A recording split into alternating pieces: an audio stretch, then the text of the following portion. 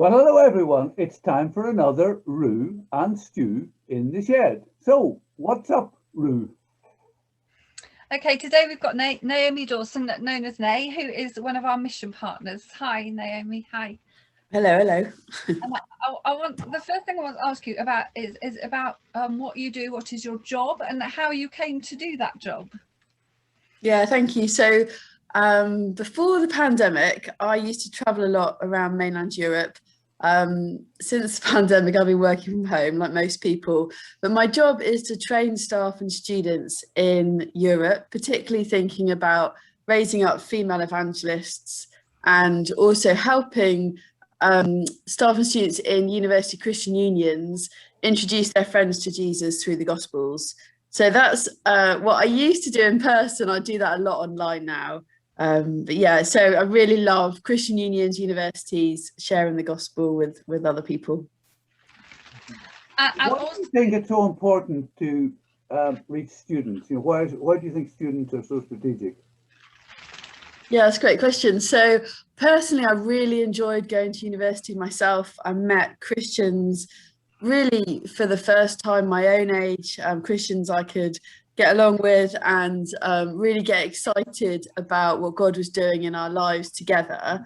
And so I think it was there I realised the potential to really gather young Christians together and show them that actually together they're stronger, together they can share their lives with their friends, introduce their friends to Jesus. So I think it's quite a formative time, and so it's just a real privilege really to spend time with students who've got their whole life in front of them and really just equip them, give them confidence, vision for seeing their friends come to know Jesus at that time.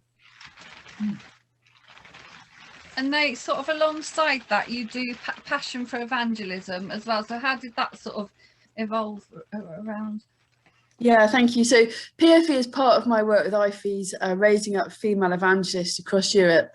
And I realised maybe about 4 or 5 years ago that there just aren't very many women doing public evangelism. So, you know, you think of evangelists, you think of Billy Graham, maybe J. John, and the only one that's a woman that everyone knows is Amy or Ewing. And I was looking around thinking, actually, there's so many brilliant women that I know. Wouldn't it be great to encourage and equip more women across Europe to share the gospel, not just as a talk, but maybe through their social media, through a book club conversation. There's so many ways that you can share the gospel. And so I set about really trying to equip women, and it grew from our first conference, which was 55 women. Now we've got a Facebook network of about 800 women that are loosely involved. But the aim is to equip women to be confident and creative in sharing the gospel in their own context. That's amazing. And we obviously need to ask you your connection with KBC.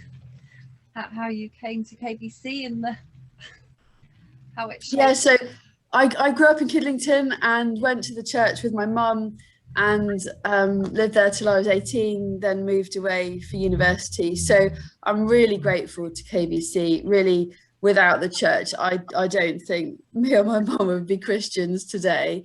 The church was just amazing to us as a family when we were growing up, and not only shared the good news of Jesus, but demonstrated with their lives who God was. And so it was that witness of who God is and his generosity that persuaded me to believe in God in the first place, but also just really helped us grow in our faith as a young child, teenager, and then beyond. So yeah, I love KBC. What a brilliant church. Really grateful. And I think that you were probably one of the first members of Solid Rock, which I've helped with for a lot of years. Not now, but I did. So that's incredible too, isn't it? Yeah, a long time ago. Your husband, John, is a scientist, and I think you've had a passion also for helping people to answer questions about, can I be a Christian and believe in science? Yeah, so John's a scientist. He works at the hospital here He's trying to grow bones from adult stem cells for people with arthritis. So if you need a hip or knee replacement, he's the one to get in touch with. And in his job, he often finds people that are quite surprised that he's a Christian doing what he's doing and ask him questions. So yeah, over the years, we just love getting involved, chatting to people about Jesus, answering questions. Particularly, he's written a little booklet recently on science and Christianity and loves talking more about that with people. So yeah, we find people are interested. The more you just live your life in a kind of generous, honest, open way, people do ask questions.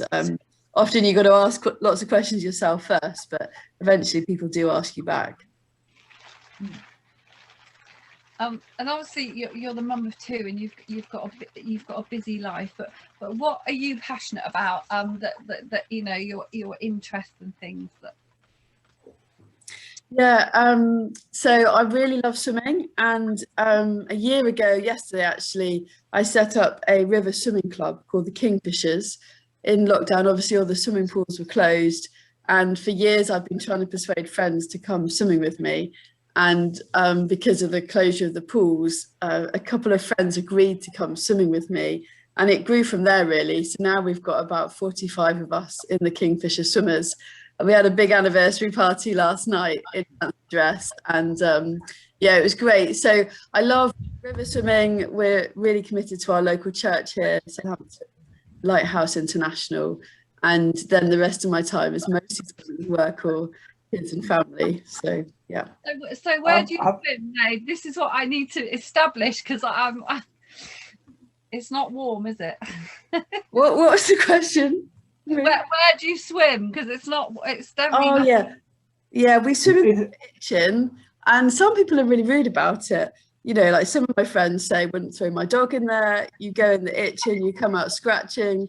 So not everyone's a fan. The other thing is it's a chalk stream, one of the very few, and it's one of the finest actually, chalk streams in the UK, which means that it's always 10 degrees or below.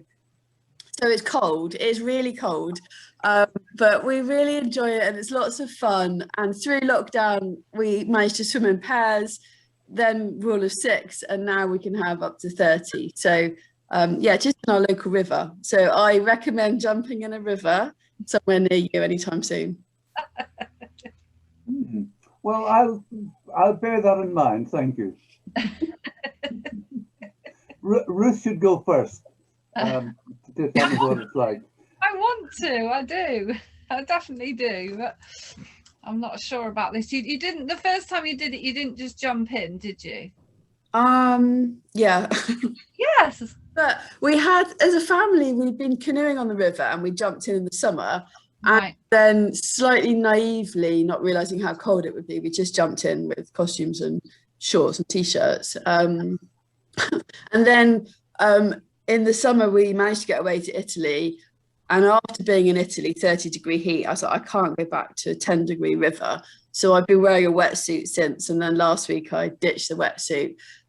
But it's really nice because you just slow down, it's calm, it's peaceful, and you just get to chat to people. And it's really interesting when you do something daily and regularly with people, you get to know them, and then they open up and share their lives with you. And so it's been this incredible way of getting to know local people that I never, ever would have met. And I know them really well because we have about 45 minutes of chatting each day. It's been amazing for building friendships and sharing our lives and what we believe about God with people, and lots of fun. So yeah, that's incredible. That's it. And in our chats, we've been asking people how was lockdown for you. So how was lockdown for you, Nay? Yeah, I mean, like everyone, it was really intense. We had 2 kids at home trying to do homeschool. And I knew I'd be a terrible homeschool mum, so that was quite hard. And then both John and I worked, which looking back now, I guess I could have stopped work. But at the same time, I really felt this call from God to pioneer some new things in lockdown. One of them was the River Swimming Club. Another one was an initiative called Community in a Crisis. and it just lasted for lockdown, but me and a group of friends trained and equipped loads of churches and charities to get online and to meet in relational ways online, and that was just really exciting. So I set that up, and then for the first time ever set up a blog and have been blogging ever since about life in a COVID world, lots of different things. So I would say lockdown was this mixture of really hard but really unique, and I really sensed God was at work in our lives and in our community. So another thing we set up was called Bit and Part Family Fun, which is simply a Facebook page. And through that Facebook page, we ran local trails for our community. So a Halloween trail, a Christmas trail, an Easter trail. And it was just amazing to see local families get involved. So our last trail we did was the Easter one, and we had over 50 families. Most of them weren't Christian, got involved with this Easter trail. And alongside that, we'd organised these Easter story craft packs that my friend made at a local church, and we gave out 600 of those to families in the area. So yeah, our lockdown was such a weird mixture of intense, hard times, but I really felt God uniquely calling me to pioneer things, and I just felt quite free to do that, and that was really lovely actually looking back. Now I've no idea how I did any of it. I just feel tired all the time. But yeah, I really felt God was in us, and also just showing us how important community is, and how as Christians we've got the ultimate reason to believe in community, because God in himself is Father, Son and Spirit, the ultimate community.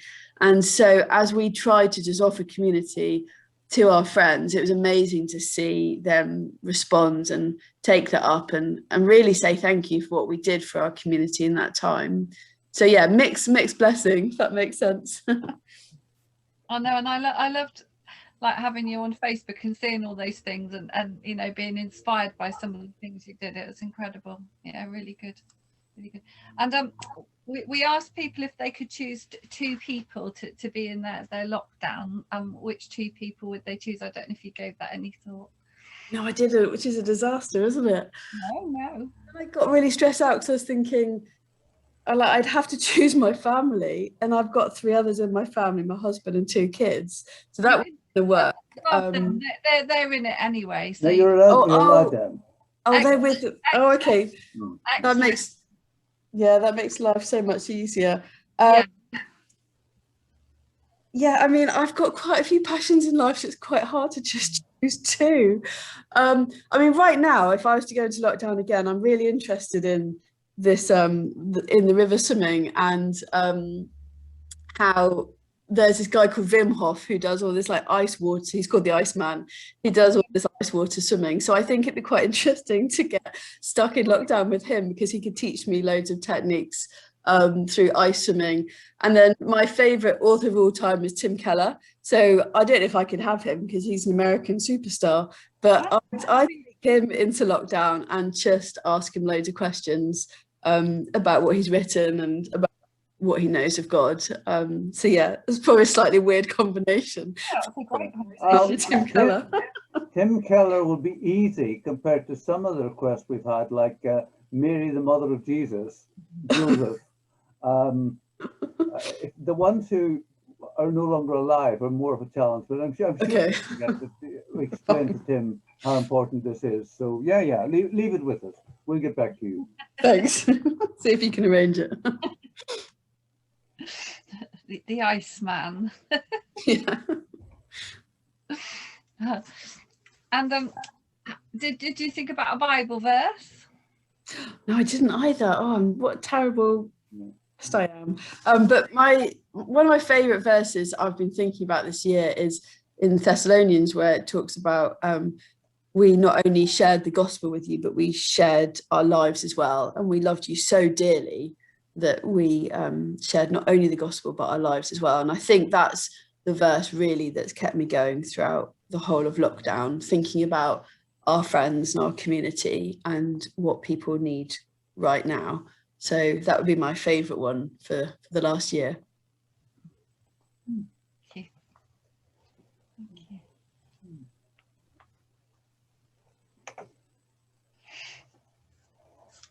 The move from UCCF to IFES, was that hard, or did you just sort of find that worked smoothly?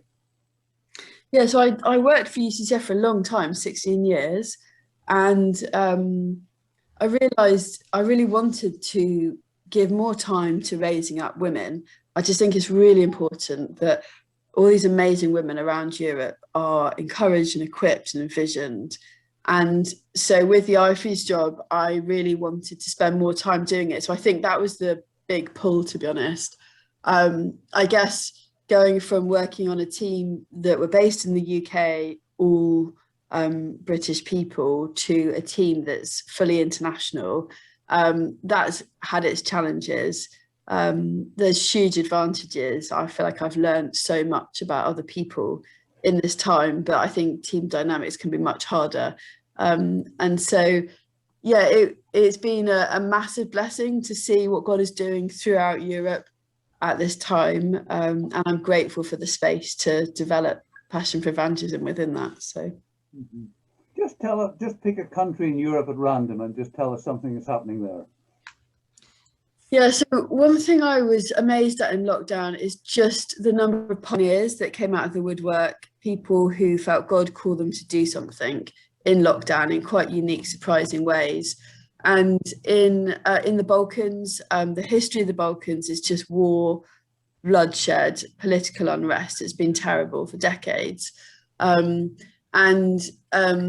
Into that, it's amazing how the Christian unions and IFES and the universities in the Balkans have stood out, and they're different. And so for quite a while, maybe a decade or so, the Serbians, Albanians, Bosnians, Croats have been working together as Christians across the countries. But then in lockdown, they've done even more. So every Monday night throughout the whole of lockdown, all of those national movements, and Montenegro as well, came together to do an evangelistic event every Monday night throughout the whole of lockdown. And it was just incredible to see that unity across warring countries. And of course, some of those countries are now not at war anymore, but there's still kind of bad feelings. Still, church pastors from some of those different countries don't even talk to each other. And yet the students could put that all down. They could lay it all down for the sake of the gospel. And united together, they met, and they had some amazing online talks. And actually pretty quickly, a maths professor from Serbia became a Christian. No Christianity in his background whatsoever, and he just absolutely lapped up the good news of Jesus, and now is actively sharing his faith amongst staff, students in his university. So that's not one country, that's a region, but it's amazing to see how, again, God is at work, even in kind of fractious relationships. So yeah.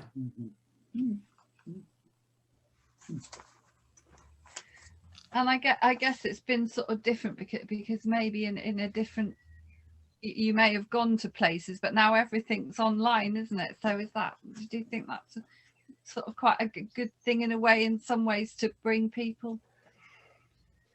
Yeah, I love online. I think it's brilliant.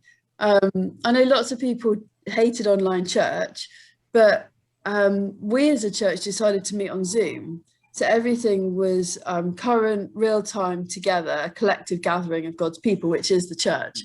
And so although it wasn't ideal, there were some amazing times during lockdown. And that experience, plus our annual Passion for Evangelism conference at Ruth, I think you were meant to come to. I came online, yeah. Yeah, it got cancelled with 3 days' notice because it was 3 days after the travel ban came in. And so we had no idea if we could hold the conference or not. And then Boris brought in the travel ban, and we just thought, we've got 3 days to go. What do? Do we cancel it? No, let's just have a Zoom conference. So it was like the first time in my life I'd run anything like this.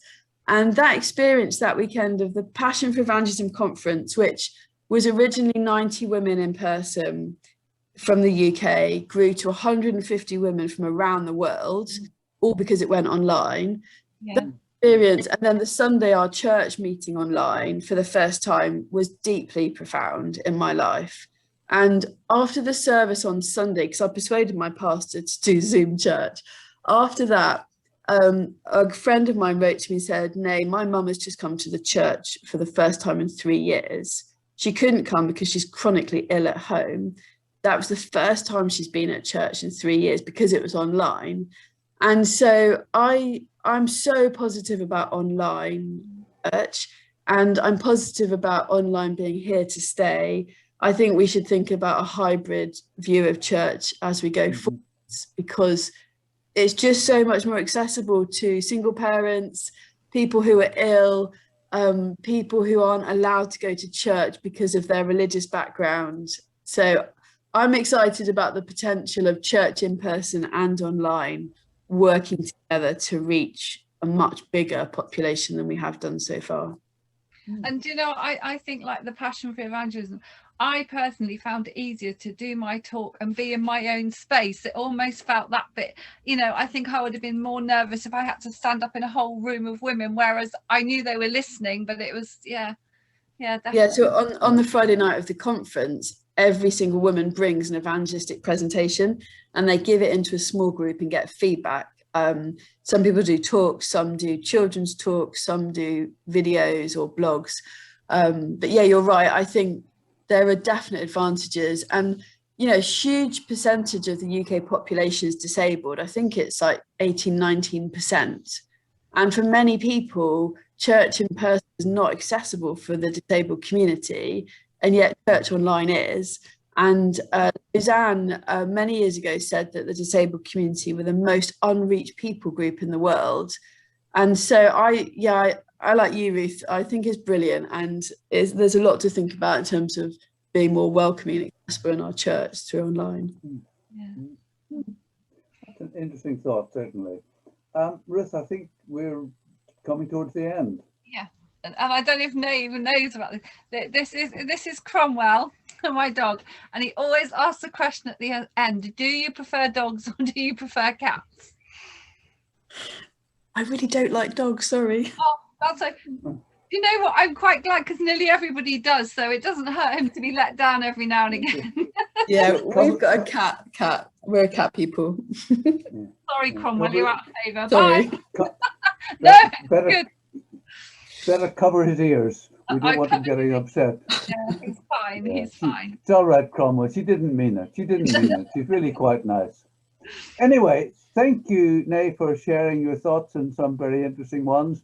Thank you, anyone who's listening to us, watching us even, and we will be back soon with another Ru and Stu in the Shed.